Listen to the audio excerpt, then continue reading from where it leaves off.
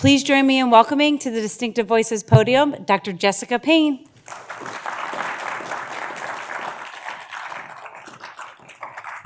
All right, hi.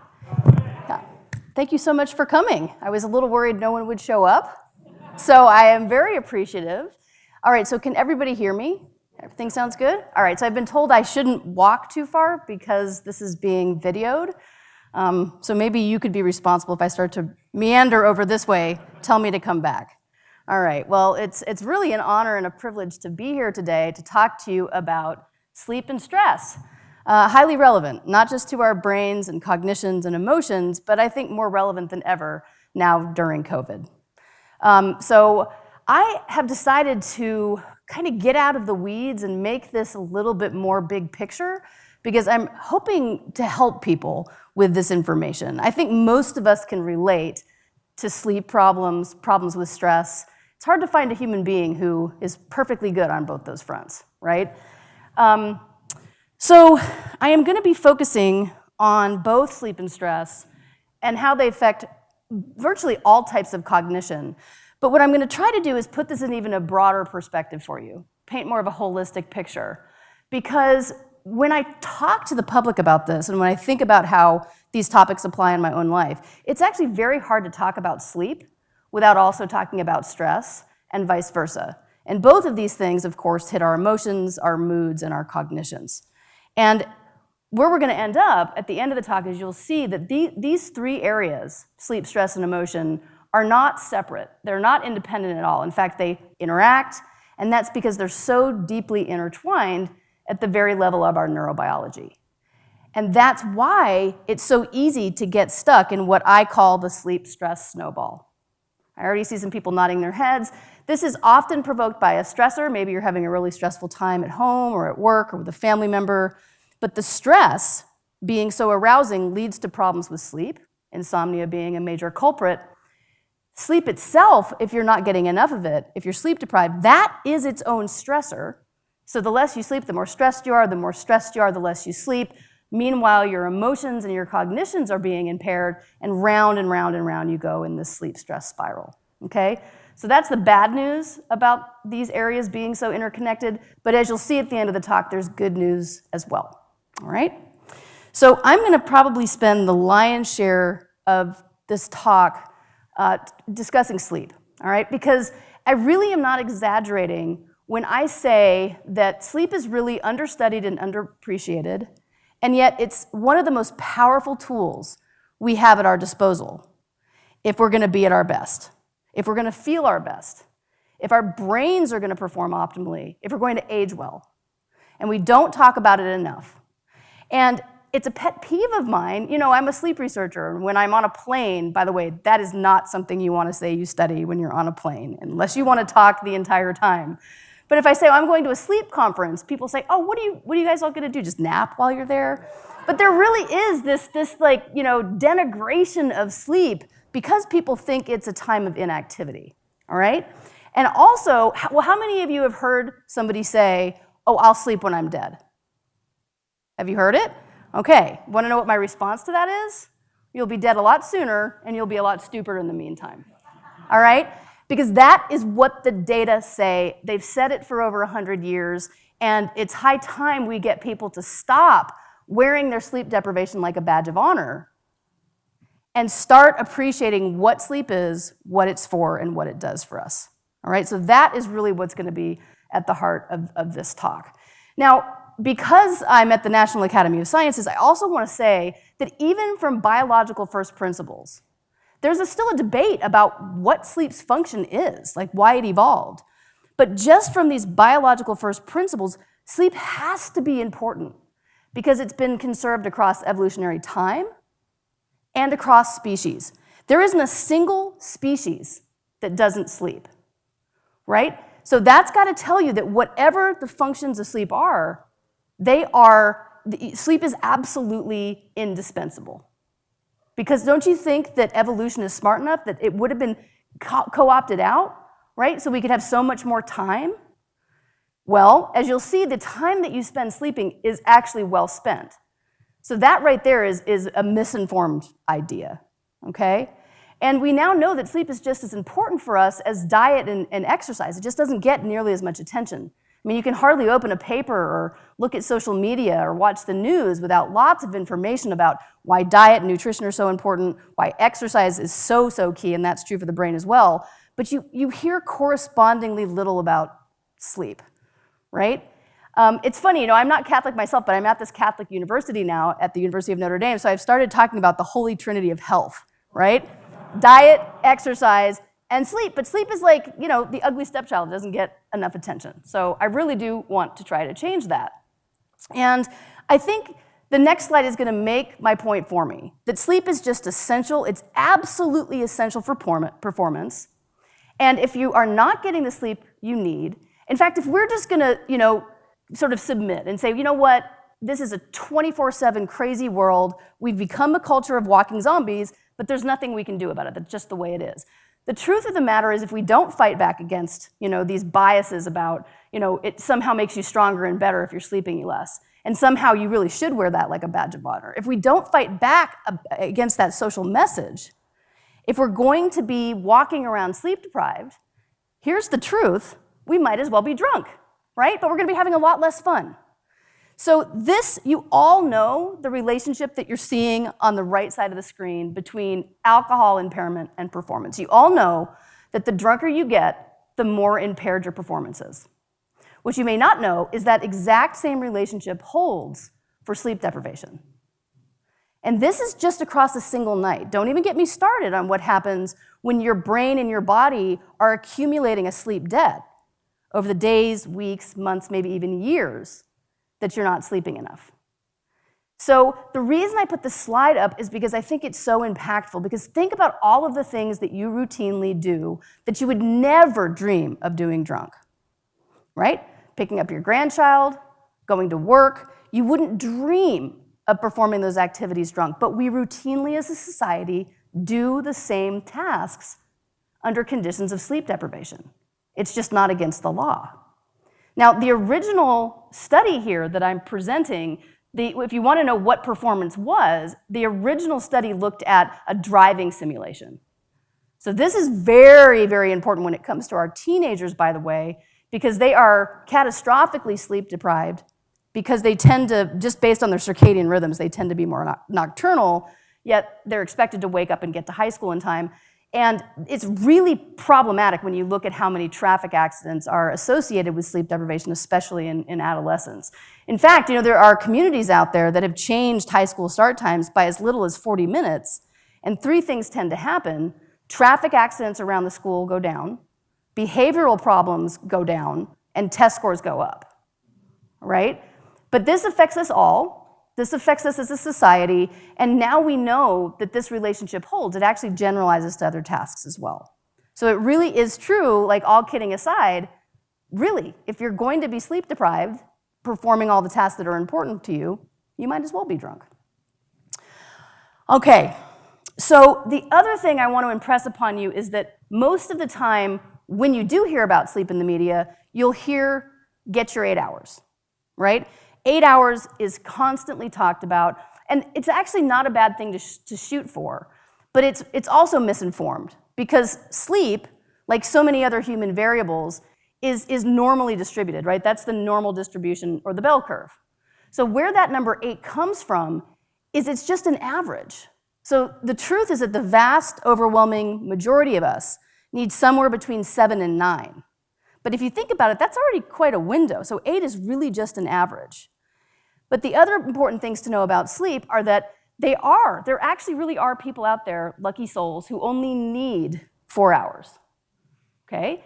But this is several standard deviations from the mean. This is statistically extremely rare. In fact, it's so rare that I've been studying sleep for over a decade now, and I have so many people, whether they're college students or hotshots in the corporate world, who say, I only need 4 hours, right?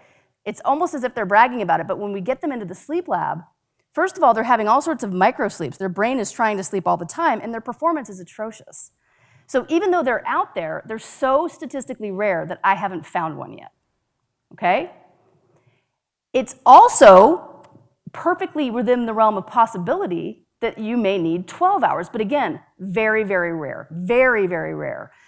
So rare, in fact, that when people say, I think I may be a long sleeper and I think I need 12 hours, and I ask them to unpack that for me, what they'll usually say is, I think that because I sleep all the time and I never feel well rested.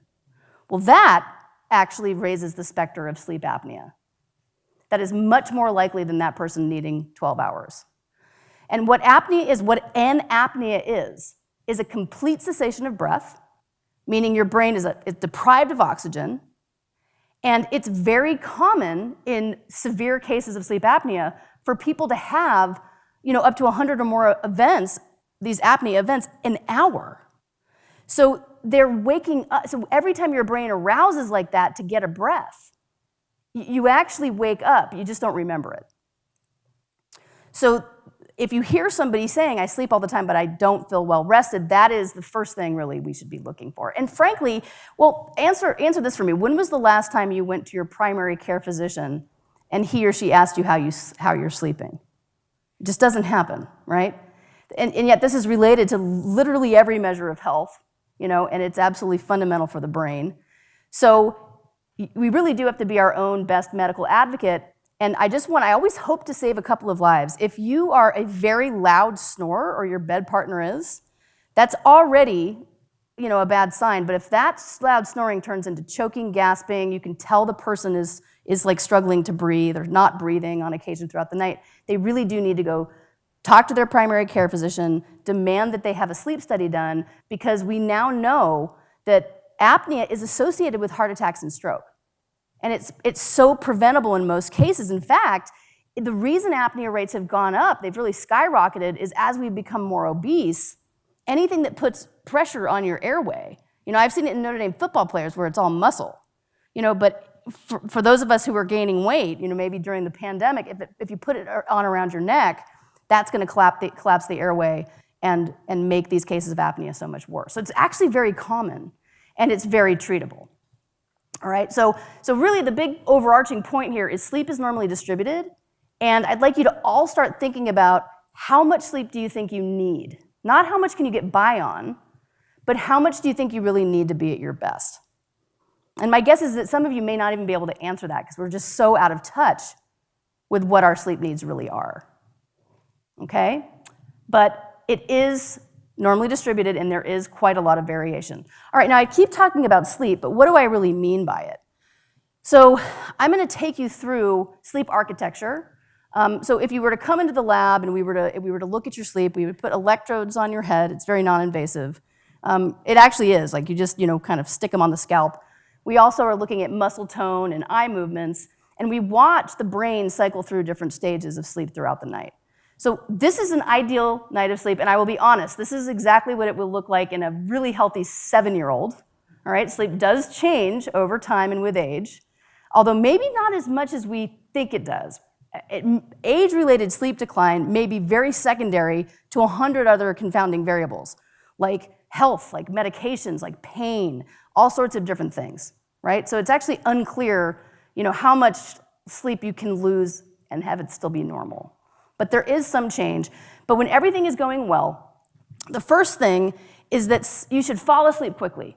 All right, sleep onset should occur within, at max, about 20 minutes or so. And in fact, if you're laying awake, struggling to get to sleep for more than 20 or 30 minutes a night on a routine basis, and if that's associated with any type of daytime complaint, that's all it takes to get a diagnosis of insomnia.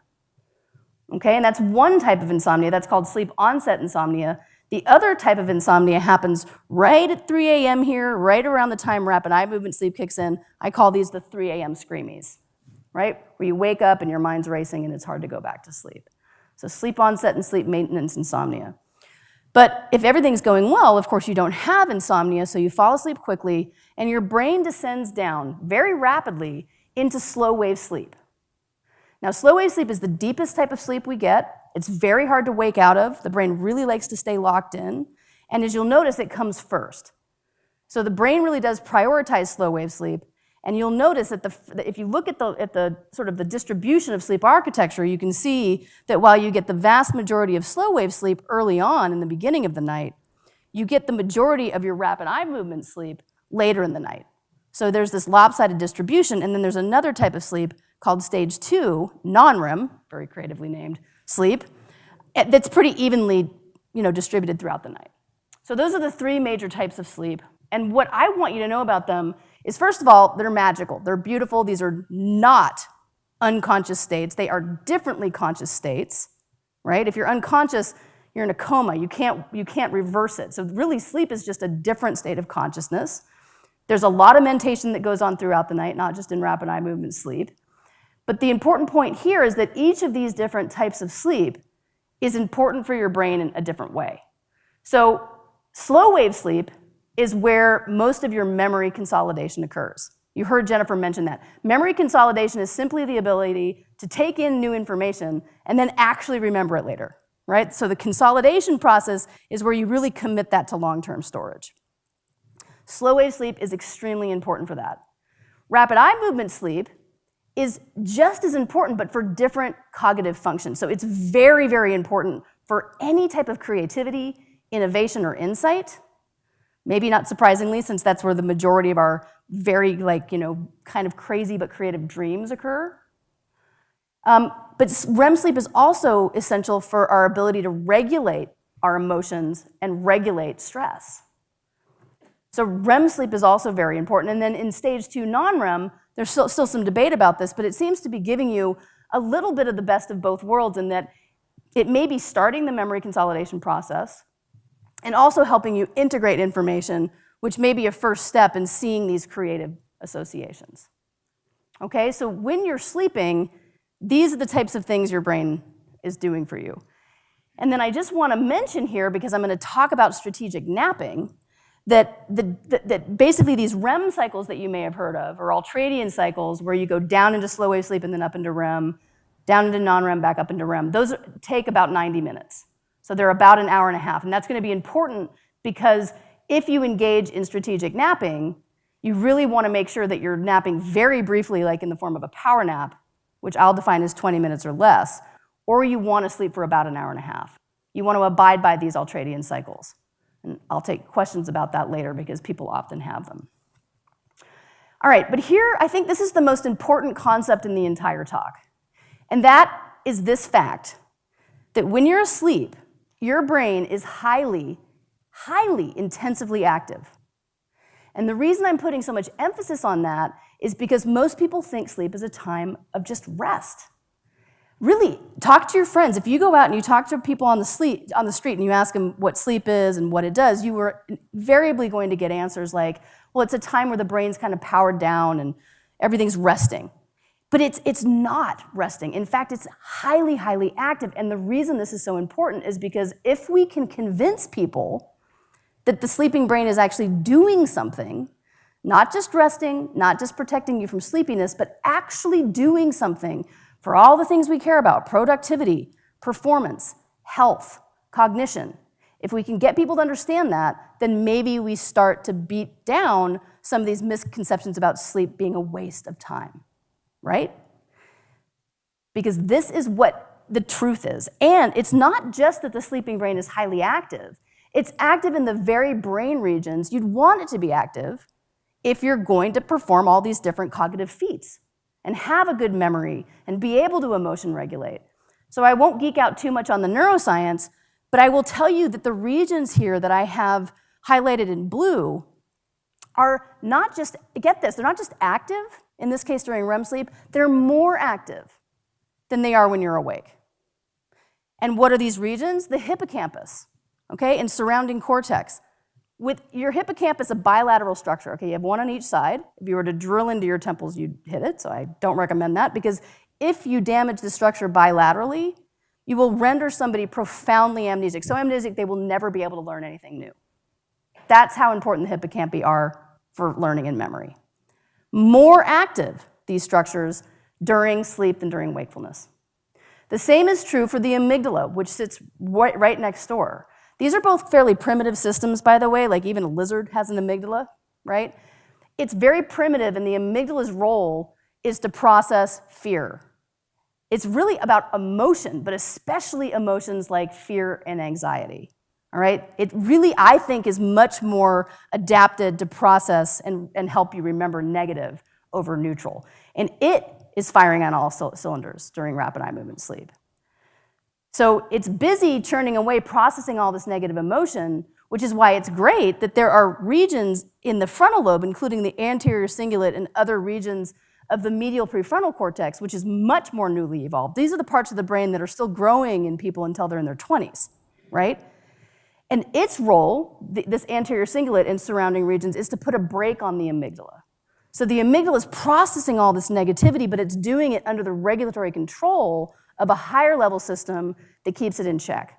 So you're processing fear and anxiety, but you're not developing an anxiety disorder. You're processing negative emotions, but you're not developing clinical depression, okay?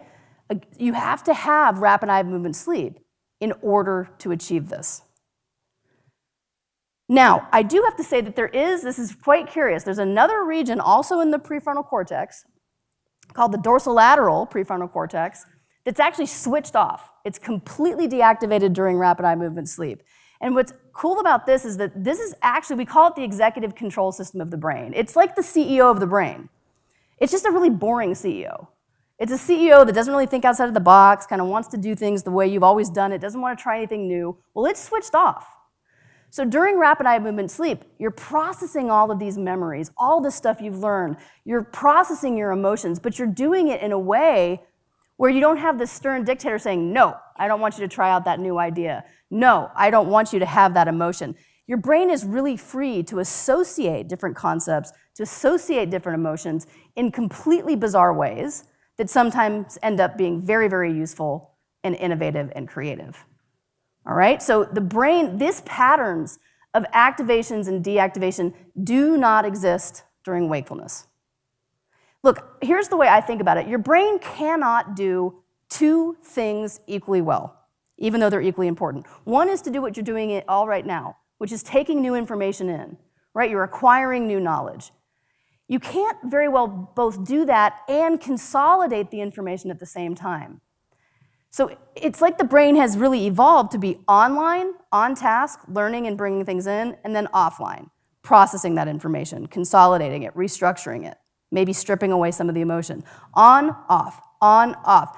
It's this interleaving, that actually helps us remember things in the long run.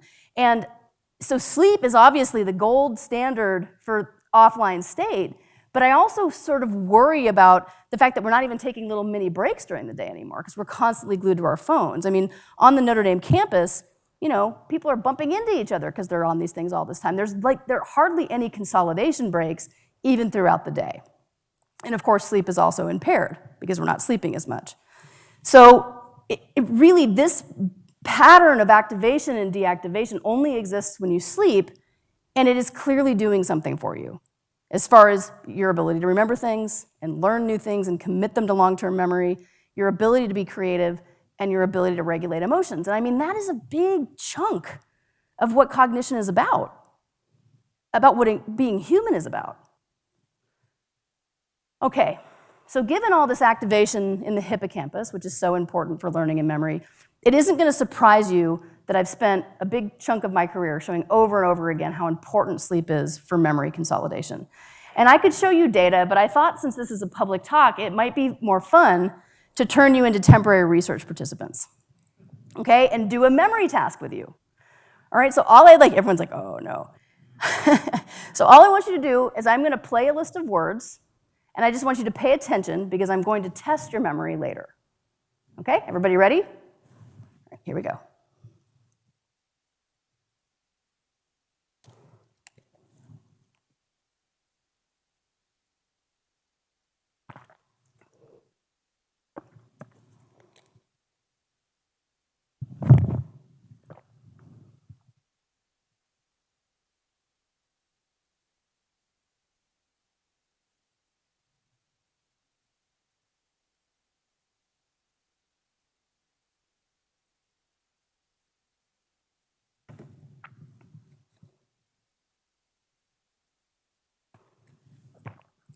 Okay, I can't help but think that if we only had the time and maybe a few more people, if I'm going to make the claim that sleep is better for memory than wakefulness, it would be so cool if I could divide the room in half. And you could be the experimental group. You could put your heads down for 10 minutes and take a brief nap. Some of you look like you could use it. By the way, don't be offended. If you fall asleep during my talk, I'm just going to be complimented. I'm going to say, oh, they find this so important that they have to take a nap in order to consolidate this information.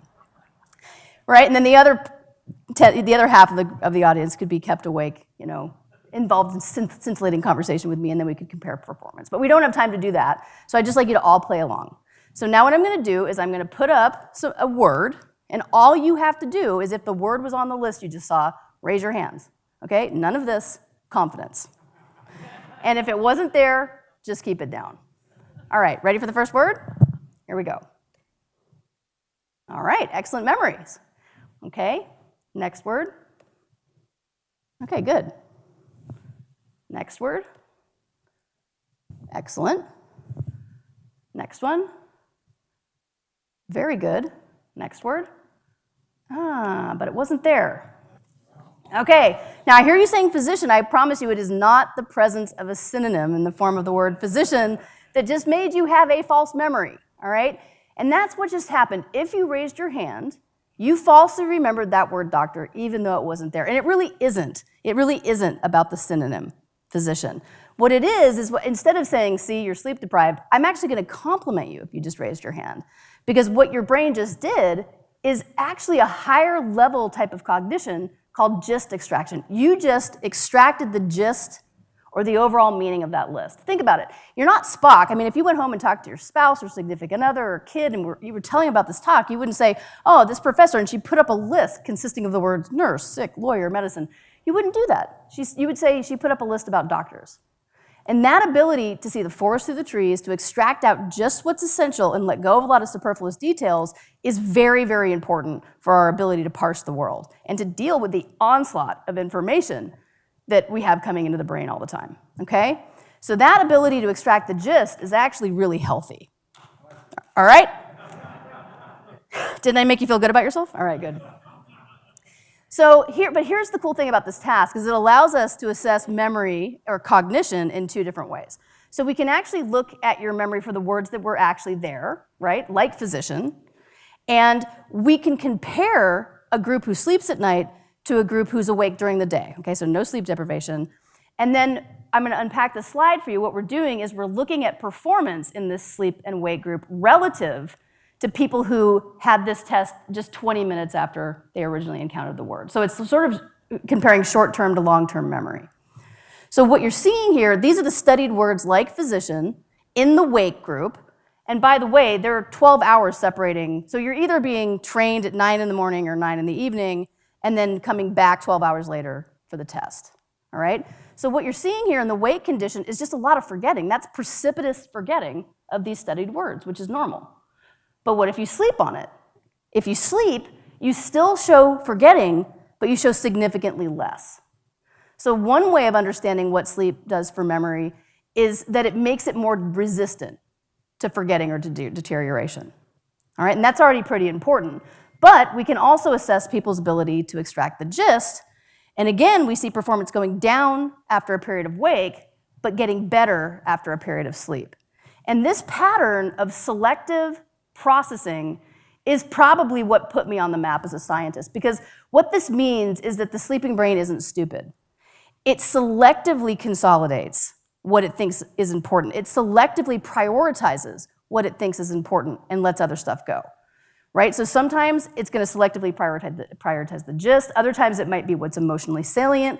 Other times it might be something you have to remember to do in the future. But over and over and over again, sleep, it isn't like it slavishly consolidates everything you put into the brain. Instead, even while you're sleeping, it seems to be making calculations, if you will, about what's important and what's not. Okay? And that's just one example of it. Okay, so sleep definitely helps memory, higher level abilities like gist extraction, but it also absolutely helps with creativity. And I have plenty of data for that, but for the sake of time, I'm just going to tell you that at least anecdotally, we've known that for hundreds of years. There are so many examples of sleeping on a problem to get to that aha in the arts. But there are also examples in science. So this is Kekulé, the problem he was trying to solve was he was trying to figure out the structure of benzene, okay? And as is often the case when you reach an insight, you kind of get stuck first. So he's stuck. He's at an impasse. The work is not progressing. And so he does what I think we should all do when you're stuck, which is to sleep on it. And in his case, he dozes off. He has a visionary dream. Dreaming is not necessary for insight, but a lot of times if you wake people up, they'll report dreams. And in his case, he's trying to figure out the structure of benzene, and he starts to dream about these snakes. And all of a sudden, one seized a hold of its own tail. And the thing starts to kind of wrap around itself, and he realizes in a flash of insight that benzene has this roughly circular hexagonal structure. So he wakes up with that image in his mind and realizes that he's on the right track and spends the rest of the night working out the consequences of the hypothesis. Otto Loewi, who discovered chemical transmission and won the Nobel Prize, incidentally, very similar experience. So I think what happens is if you're at an impasse when you're trying to solve a problem, whether it's a big scientific problem or it's just a typical sort of day-to-day problem about work or relationships or all the other things that we cope with as humans, it is sometimes beneficial to leverage the different ways of processing that the sleeping brain engages in compared to when you're awake. And both have value, but sleep really does seem to help with creativity, we think in part because of the pattern of activation and deactivation we just talked about. Okay, so sleep helps with memory, it helps with creativity, and it also absolutely helps with emotion regulation. And there are different ways to study this, but one thing we can do is, again, we can take a group who gets a good night of sleep, but this time compare them to a group that we keep up all night, a sleep-deprived group. And you can give them different things to do, but before they undergo sleep or the sleep deprivation, in this case, we can give them things to study, like images, some of which are really, really negative images, some of which are really positive, and some of which are just neutral. And what we tend to see is that sleep deprivation leads to this almost over-prioritization of the negative. So people have a lot of trouble remembering the neutral, and in some cases even positive, but they'll remember very, very well, you could almost start to argue too well, the negative things. Now, and this actually is corresponded with by hyperactivation of the amygdala. Okay, this is the bilateral amygdala.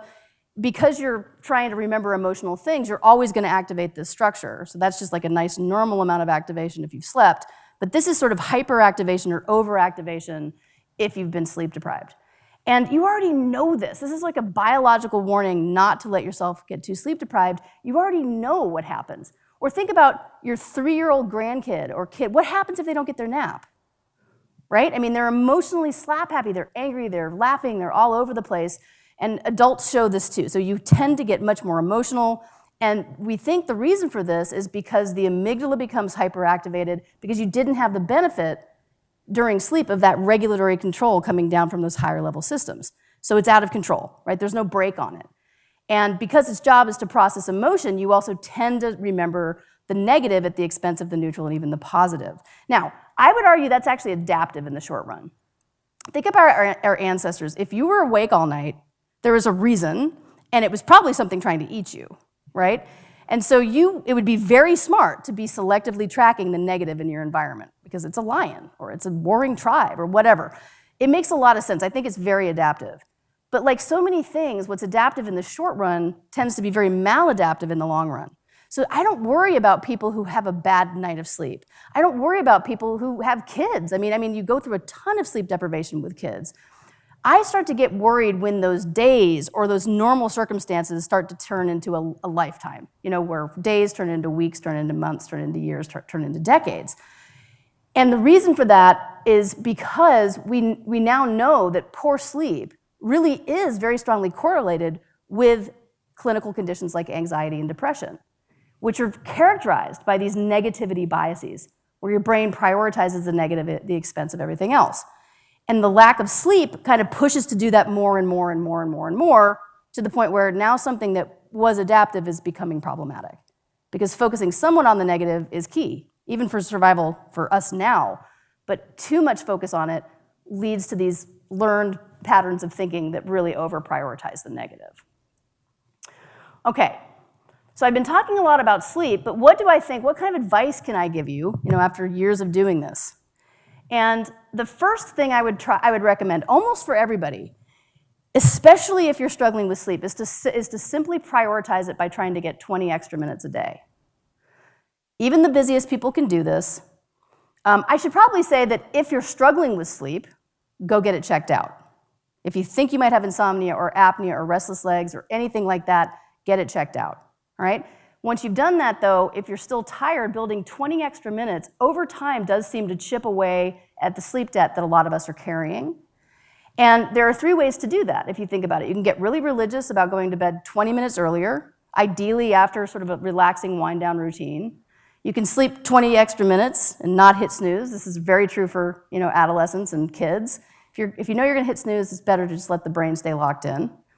Or what we've now shown quite a few times is to incorporate that 20 minutes in the form of an afternoon nap. And when I say 20 minutes, I really mean 20 minutes. I mean set your alarm for 20 minutes. And the reason why keeping it so brief is important is because the more sleep debt you're carrying and the more sleep pressure you're facing, the more likely you are to go into that deep slow wave sleep. And as good as that is for you, if you're going to wake up again and try to perform, it's terrible to try to do that if you're groggy. And waking up out of slow wave sleep leads to a lot of sleep inertia, which is that feeling of grogginess. And so it's counterindicated. You want to keep naps really short. Or if you finally have a chance on a weekend or something like that, you can sleep in a 90-minute increment for the reasons we discussed before. If you can't nap, or you don't want to nap for some reason, you can engage in what I like to call sleep proxies. These are other ways of taking your brain offline. So if sleep's the gold standard, the next best thing might be doing something like a meditation or a relaxation exercise, or just going out for a kind of a relaxing walk. But basically going offline, getting off the computer, getting off the phone, letting the brain kind of float, for a little while. Those are sleep proxies. And when we compare these, usually a brief period of sleep is better, but in some cases, these sleep proxies work almost as well. I can't overemphasize this enough, minimizing distractions at night. I mean, we get ourselves so aroused and then we ask ourselves to fall asleep. If you're checking that less stressful email or you're watching Game of Thrones, and you're not only watching Game of Thrones, but you're watching it on a device that emits a lot of light, especially blue light, which is so great for your brain in the morning. It's why you live in California. It's wonderful. You can get out in that sunshine first thing. Wonderful for your brain in the morning, not so good for your brain at night, okay? And then don't drink, if you're struggling with sleep, here are some other things to look at. Don't drink alcohol or caffeine or even engage in strenuous exercise right before sleeping. So caffeine is something to look at. It has a really long half-life of 11 or 12 hours. So if you're struggling with sleep, you may want to minimize your caffeine intake and keep it really in the early morning hours, or even try eliminating it slowly, completely, to see if that helps. Alcohol is another culprit because alcohol is interesting. It's very soporific. It'll put you to sleep relatively quickly, but it destroys your sleep architecture. And the reason for that is alcohol inhibits acetylcholine, which is the neurotransmitter that's responsible for rapid eye movement sleep, which, as I just told you, rapid eye movement sleep is a very active brain state. So you're sort of inhibiting REM sleep through suppressing acetylcholine. You fall asleep, no problem, but now all of a sudden, you've metabolized the alcohol and you've been suppressing REM sleep, so it's released from inhibition and it just floods the brain with acetylcholine, which is a highly arousing neurotransmitter, and it will wake you up. And then you're in that 3 a.m. screaming where perhaps you can't get back to sleep.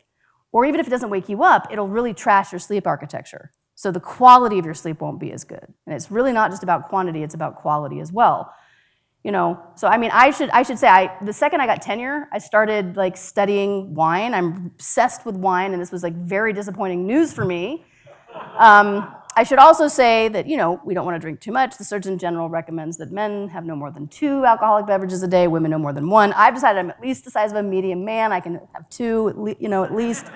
But we don't want to do that before bed, okay? And really, a few hours at least before bed is more ideal. And then, of course, nothing beats traveling with the appropriate accompaniments, all right? So I'm going to now pivot and talk about stress. So the first thing that your brain really does need to be healthy is good sleep. The second thing is moderate stress. It might surprise you. I'm not going to say all stress is bad because it isn't. It really isn't. In fact, if there are physicians in the room, if you talk to a physician, they'll tell you that there are at least as many physical disorders associated with the underproduction of the stress hormone cortisol as there are with the overproduction. So it is not bad or good, it's just that we are living in times where we are often carrying too much stress. So it's much more relevant to talk about how to tone it down, but you wouldn't want to get rid of it entirely. And I don't want to scare you with, gory images or, kind of horrifying facts, but stress, it really can get under the skin. It does that through these, stress-related hormones and neuromodulators like cortisol, like epinephrine and norepinephrine. And cortisol, for instance, if it's chronically elevated, does start to kill off brain cells. And so this is what you're seeing is a cell in the hippocampus shrinking. So stress really does have neurotoxic effects if it's chronically elevated. So we do need to pay attention to this. But again, that's not to say that all stress is bad. We've actually known for a very long time that the relationship between stress now and performance follows this inverted U-shaped curve, where you really want to be at a moderate or medium amount of stress to be at your best. Now, cortisol is a glucocorticoid, all right? And what glucocorticoids do is they mobilize sugar during times of threat or just arousal, and they shunt it to the brain so that you can make good decisions, and to the muscles so you can run away, or just to wake up in the morning, all right? So this is a glucocorticoid. You want some of that in order to kind of get up out of bed and get things done and get them done well. So again, it's not as if it's all bad, it's just that so many of us are on this side of the curve here, when really we need to get back to somewhere in the optimal moderate zone.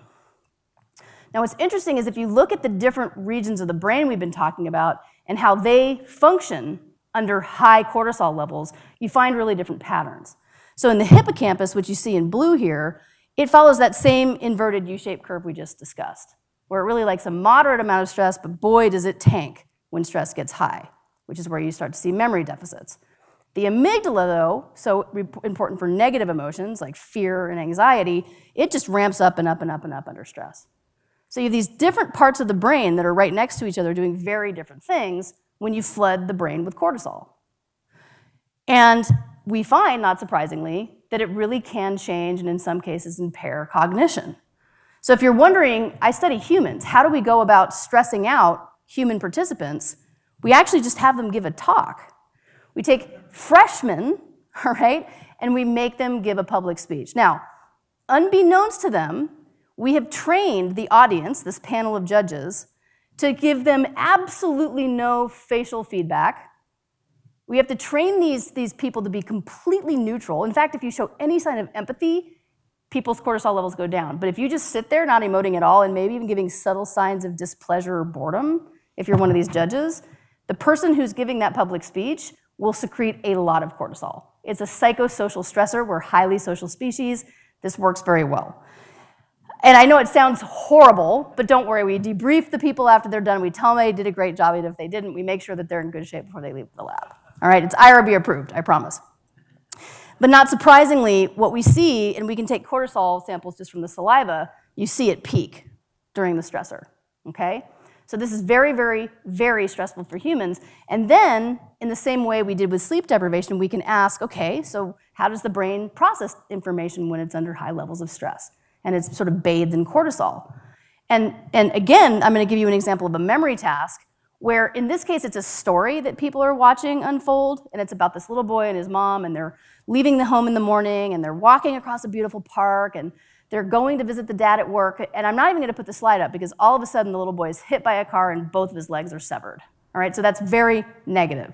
So like most of our emotional memories, even our negative ones, there are actually neutral components and also the negative components because memories unfold over time. So given that we have the brain purportedly processing emotional and neutral information in such different ways, what happens to people's ability to remember the story under stress versus not? And what we see, perhaps not surprisingly, is the stress group has really bad memory for the neutral components of that story, but their memory for the negative is actually better. So this should be reminding you of the sleep deprivation results where, again, you saw this sort of negativity bias where people are much more likely to remember the negative relative to the neutral or even the positive under stress and under conditions of sleep deprivation. What do they have in common? The only way to get cortisol levels even higher in human participants than to have them give that speech is to just sleep deprive them. It sounds terrible, but there's reason sleep deprivation is used as a torture technique. It is extremely stressful, okay? So both of these end up in the secretion of cortisol. And that may be, in fact, the mechanism by which these emotional memory biases are provoked. So this all, and again, I should say one more thing about this, where again, this is adaptive in the short run. Again, if you're stressed, it probably behooves you to make sure you're tracking your environment for what might be threatening you. It's adaptive in the short run, but we didn't evolve to have these chronic stressors like finances and like every existential threat under the sun, the pandemic. And I mean, we just didn't evolve, our stress systems didn't evolve to deal with these stressors that don't go away, that just like are there and they're chronic and we can't stop thinking about them, okay? So again, I don't worry about this negativity bias in the short run, but in the long run, is it any wonder that like sleep deprivation, these high stress levels are predictive of the development of anxiety disorders and clinical depression. So it really does end up being the same thing. So you might be wondering, well, how on earth do I go about not being so stressed out? And I honestly think it begins by understanding that really and truly, stress by its very definition is a response or a reaction to a stressor, whether that's perceived or real. But it's a reaction, meaning that it's to a large degree under our control. We've also known for many, many years that the important factor really seems to be how well a person copes with stress, rather than how much stress they actually face, which brings up the very interesting field of resiliency and what makes some people more resilient than others, and how can we learn to be more resilient. And one of the ways to do that, that's highly biological and neuroscientific, is to learn to engage the brain's relaxation response. Your nervous system, which is just your brain and your spinal cord, is divided into two halves. There's the sympathetic nervous system, which is what provokes the stress response and makes your heart beat faster and your blood pressure go up, and you secrete all these, stress hormones. The other entire half of the nervous system, which is called the parasympathetic nervous system, is designed to calm all that back down. And so I think that is what we need to be learning to tune up or tone up, almost as if it were a muscle. Because we know that through meditation and other relaxation exercises, you can actually start to change the brain, not just functionally, but structurally, so that now instead of losing neural tissue in places like the hippocampus, you're building it up in places like the prefrontal cortex, which helps you inhibit negativity. So we really do need to learn to engage the system in every way possible. Now, how do we do that? If you're highly stressed out, the first thing I'm going to tell you to do is to pay attention to your sleep. Because remember, sleep is a natural, built-in stress and emotion regulator. The second thing is exercise. In fact, when it comes to basic neuronal mechanics, I would argue that on a day-to-day basis, sleep and exercise are the two most important things you can do for your brain. Social support and connectedness. I mentioned we're a social species, highly social in fact. We evolved in social groups. And did you know that people who have better social support networks, not necessarily bigger, but better, have lower levels of cortisol even at rest? The same is true for people who are optimistic, who are either born that way or who practice optimism and positivity, okay? Lower levels of cortisol even at rest. And you'll notice that I'm going to be italicizing what I think is most important from each segment of my talk. So for the sleep portion, it was that 20 extra minutes of sleep, trying to get one way or another, ideally in the form of an afternoon nap. For this part, the stress part, it really is about regularly engaging in relaxation techniques or meditation, because we know that there are these structural changes in the brain that actually help you do more of the emotion regulation these things are aimed at anyway. Okay? And so there are many different ways to do that. These are kind of like those sleep proxies, but ideally you fill it with something we know drops cortisol levels. Like a relaxation training could be doing a body scan or a progressive muscle relaxation. You can find these on YouTube. We're just envisioning each muscle group relaxing one at a time. Numerous forms of meditation that involve breathing. That activates the parasympathetic nervous system and over time leads to actual structural changes in the brain that help you regulate better. So I'm just going to touch now on the third area of the talk today, and that's all about emotion. And this is about positive emotion. And it's a newer area of study for me, but I'm actually really excited about it because it turns out that positivity truly is powerful in a way that sounded hokey to me going in, but has just blown my mind when I look at the results.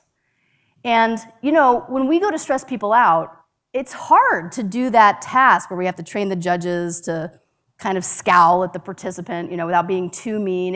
It takes a lot of effort and time and training to get those things working. When we do positivity manipulations, it's just so much easier. So for instance, if you want to make somebody feel good and put them in a good mood, you can greet them with a warm smile and maybe give them a little bag of candy wrapped up in a bow.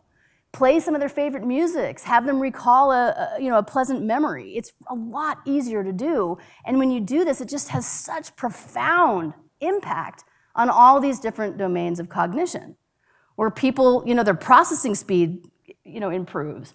They start to actually show a different pattern of remembering, where they're now better able to remember the neutral and the positive rather than this excessive focus on the negative. It changes strategies used in decision-making tasks, and it really hits creativity. Now, as you might imagine, creativity, problem solving, that's harder to measure in the lab, but one way we can do it is to use something called the remote associates test, or the RAT. It's a horrible name for short. Okay? So here's how this works. And again, I want to invite you to play along. I'm going to put up 3 words on the screen, and your job is to find a 4th word that associates them. Okay? It can make a compound word sometimes, but not necessarily. Just 3 words, and when you find the aha moment where you see what that 4th word is, I just want you to yell it out. Okay? It's going to make more sense as we get going. Cracker, union, rabbit. Very good. Jack. Do you guys see it? So it's Cracker Jack, Union Jack, Jack Rabbit. Okay. Here's another one. That was quick. Very good. This one's a little bit harder. Note, dive, chair. Who said that? Very, very good. I mean, that's like nobody ever gets that. High. High note, high dive, high chair. Okay? And final one, tooth, potato, heart. That's where your brain wants to go. We're doing that deliberately, right? So you're like, ache, toothache, heartache, but then you're like, potato ache? Right? This is how I think positive emotion works. It literally expands your purview. You need to step outside of the box to see that there's a better solution. Anybody see it? Sweet. Very good. Sweet tooth, sweet potato, sweet heart. When we induce a positive mood, people's ability to solve these problems goes way up, and it goes way down if you induce stress and anxiety. So you can push people's ability to creatively solve problems. This is an insight task. It's creative insight that we're trying to get at here. You can change it just by changing people's affective state, their mood state. So when you think about actionable advice around positivity and what you might do to change it, what do you think the first thing I'm going to tell you to do is if you want to be more positive? Sleep, right?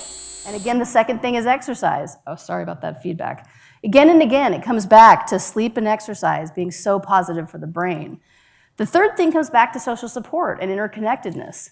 Especially now during COVID, I know it's not as nice to do this over Zoom, but reaching out to the people who love you and who support you, it really does have this impact in terms of lowering cortisol and other stress hormones and ramping up positivity, all right? It's just really important to surround yourself with people who you find positive and energizing. I mean, this also means avoiding some of the people who aren't, like my mother-in-law. Oh, this is being recorded. Cheers. Whoops. But it's true, all right? But it's like even if you're not feeling up to it, making yourself make that phone call or making yourself visit that person, especially if they're positive and energizing, actually has benefits to the brain. Optimism is such an interesting thing. This really can be learned. You can learn to be a little bit more positive. And one way to do it is by simply doing a gratitude exercise.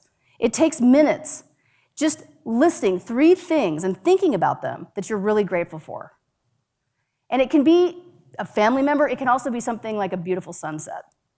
But all of these things, they force the brain to activate those prefrontal circuits. And what it seems like is anything you do that activates those regulatory circuits depresses the amygdala, meaning it ramps down negativity and stress, which has the impact of boosting positivity.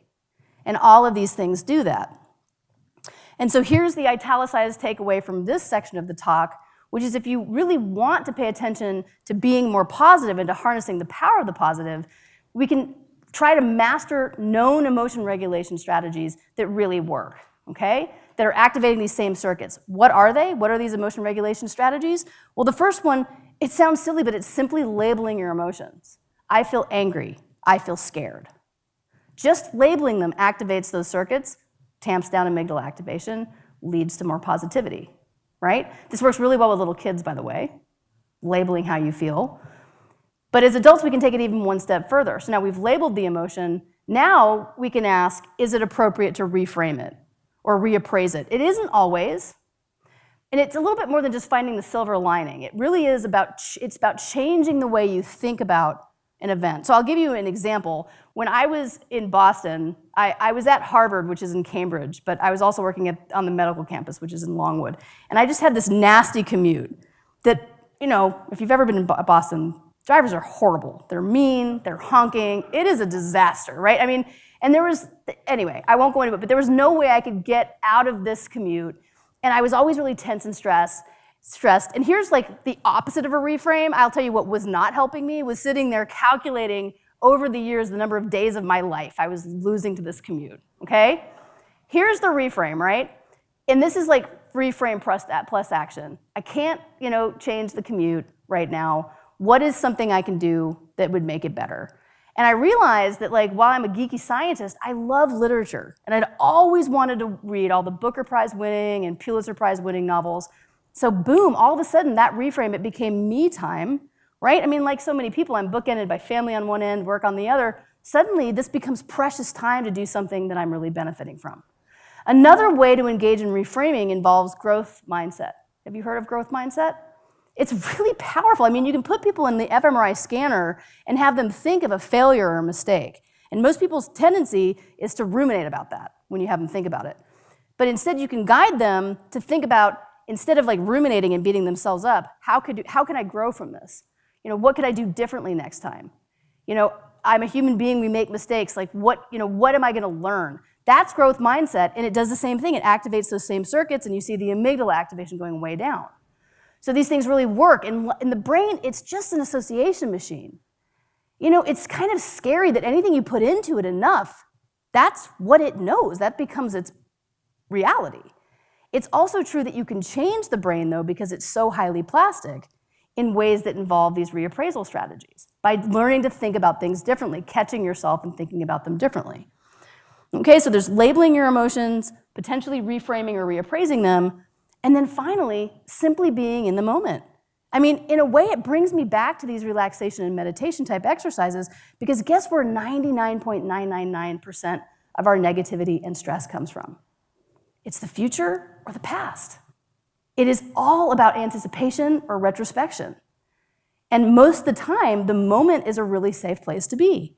So watch your brain. If you're ruminating about something that happened in the past, it's in the past, right?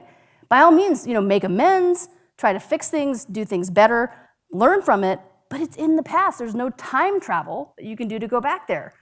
And with anticipation, it's like prepare, get ready, do the best you can, but then let it be in the future. It's not even here yet. So one of the reasons I think activities like meditation work so well in terms of these structural brain changes is that, two things. One, the breathing activates the parasympathetic nervous system and actually relaxes you. And the other thing is most meditation involves coming back to the breath or to a mantra. It's an attentional component where over and over again you're training the brain to come back to the moment. And that leads to these incredibly robust changes in that same part of the medial prefrontal cortex and also the insula, which is another key emotion regulation area in the brain where they actually grow, they get bigger. So it's very powerful when you actually think about these kind of almost hokey psychological techniques, if done correctly and done consistently, really can provoke, again, not just functional, but structural changes in the brain. So I said I was going to come back to this at the end, which is this idea of the sleep-stress snowball, where you're not sleeping, which is highly stressful, you're stressed out, you're not sleeping, your emotions and cognitions are suffering, you're ruminating, you're thinking negatively, and round you go. The reason that's so easy to get trapped in is because all three of these areas are so interconnected at the very level of the brain. And so the bad news is that for any one of these areas that you struggle and suffer for long enough, you may well get deficits in the other areas as well. But of course, and then you're going round and round in this negative spiral. But of course, the good news about them being so interconnected and interactive is that for any one of these areas where you decide to intervene, so maybe you suspect you have a sleep problem, you're gonna go get it checked out, or you're gonna add this 20 extra minutes. Maybe instead you wanna tackle the stress side, so you're gonna start developing a practice of meditation or some other relaxation type of exercise. The point is, for any one of these areas where you make a change, you're likely to get the benefit in the other two areas as well, which leads you to a much healthier spiral. So with that, I'm going to conclude by thanking you again for coming out in the middle of a pandemic, still the middle of a pandemic, and take some questions. Thank you.